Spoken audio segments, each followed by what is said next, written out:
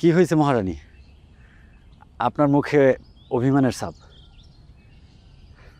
আচ্ছা, অভিমানী মুখটা একটু এদিকে ফিরাবেন।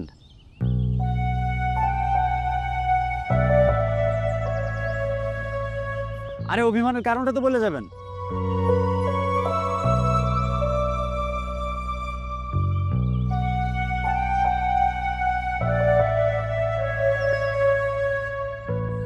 আমি বাড়িতে মিথ্যা কথা বলে আসি, আর আপনি দেরি করে আসেন।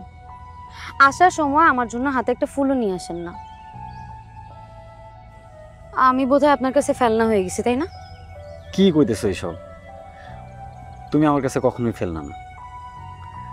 তুমি হইলে আমার কাছে এই পৃথিবীর সবচাইতে দামি মানুষটা। আর আমি জানি আমি হইলাম তোমার কাছে এই পৃথিবীর সবচাইতে বড় উপহার, তাই কিছু নিয়ে আসি নাই। আপনার ওপর রাগ করে থাকতে দিবেন না, তাই না? তুমি চাইলে রাগ করে থাকতে পারো, কারণ রাগ করলে তোমার আরো বেশি সুন্দর লাগে। তোমার চোখ দুইটা আরো বেশি সুন্দর হয়ে যায়। ধ্যাৎ। আমি না একটা কাজ করে ফেলছি, তোমার একটা কবিতা লিখে ফেলাইছি।